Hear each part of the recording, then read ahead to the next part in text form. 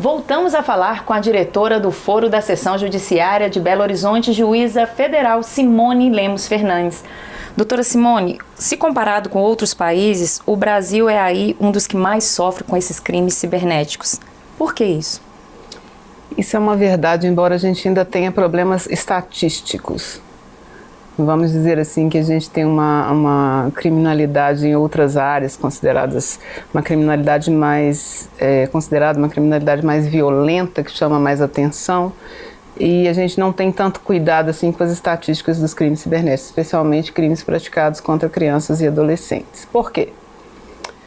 Primeiramente porque o Brasil ainda é um país muito jovem, com uma população muito grande e com um número de crianças, de potenciais vítimas em rede o tempo inteiro e talvez sem a educação que levaria a uma prevenção, a um cuidado com essas crianças e adolescentes. Então, infelizmente, a gente tem uma massa aí de potenciais vítimas que é muito grande.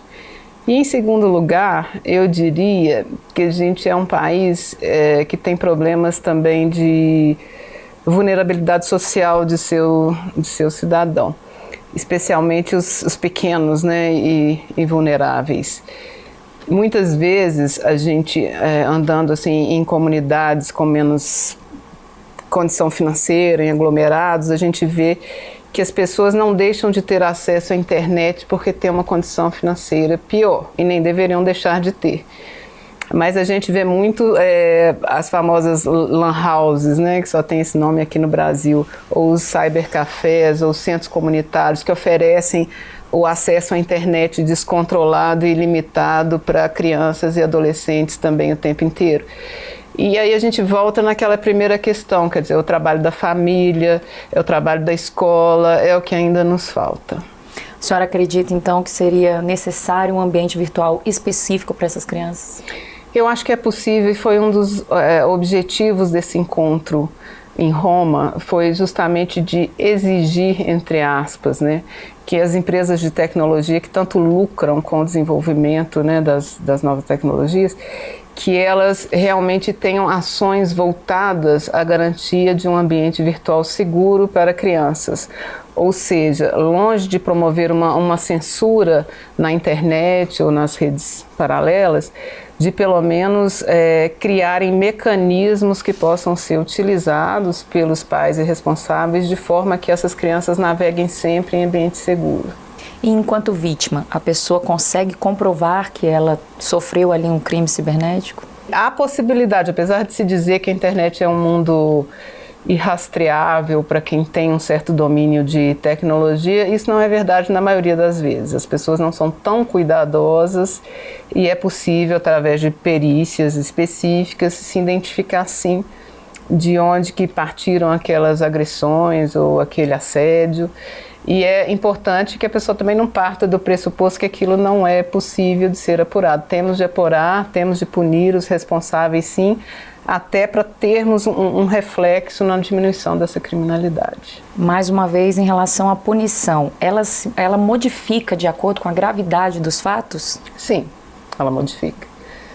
Desde uma simples, vamos dizer, posse de pequeno material que pode ter uma diminuição de pena, até o armazenamento, por exemplo, de material que tem uma pena mais elevada, a venda, que é diferente da distribuição, entre aspas, do compartilhamento, distribuição gratuita, né? Cada conduta delituosa, ela é prevista em um tipo específico e vai ter uma punição correspondente. E na opinião da senhora, para a justiça, qual é a maior dificuldade em relação aos crimes cibernéticos? Eu acho que não propriamente para a justiça, também para a justiça, mas a dificuldade maior é a investigação ainda, é a realização de perícias, é a determinação, até pelo Conselho Nacional do Ministério Público, a própria Superintendência da Polícia Federal ou o CNJ, de que toda perícia em equipamento de informática, em crime praticado contra a criança, ela deva ter prioridade na realização. Por quê? A gente está vivendo num mundo que todos os crimes, eles têm provas que estão em meios eletrônicos. Então, o congestionamento de perícias na área de informática é muito grande. Então você tem uma perícia ali, desde um assalto, um roubo, né, que foi apreendido um telefone celular que está ali na fila de perícia, até um telefone celular onde está armazenado material de abuso sexual de uma criança por um próprio responsável, às vezes, que se encontra ainda na guarda desse responsável. Então, como não priorizar essa realização dessa perícia? E o juiz, eu não tenho correição sobre a atividade policial, eu tenho um material que está numa fila de espera, né, de desenvolvimento da investigação para identificação de culpados, e a gente não consegue caminhar com isso. Além da priorização da perícia em material de abuso sexual infantil, a gente tem também que fortalecer os equipamentos, compra de equipamentos na área da investigação, treinamento dos policiais, abertura de mais cargos de peritos em informática. É uma realidade que a gente vai ter de lidar com ela por muitos anos e para sempre, né? Então a gente tem que melhorar a nossa estrutura para combater esse tipo de criminalidade. Agora, a partir do momento que há a denúncia e que o processo anda e que a gente consegue a realização dessa prova, eu não diria que há dificuldade alguma nesse tipo de processo. Em relação à segurança mesmo na internet, é um sonho distante? É um sonho distante, mas é um sonho a ser perseguido. As pessoas ainda não entenderam que elas estão abrindo mão da sua privacidade, que é um direito fundamental. Aí eu não o meu discurso não é restrito aí às crianças e adolescentes, mas também aos adultos e pais e mães. A gente não está protegendo esse valor essencial da personalidade humana, que é a dignidade, quando a gente se expõe indevidamente na rede e permite com que nossos dependentes se exponham também de forma descontrolada na rede, porque esse é um caminho que não tem volta. Então a gente tem que repensar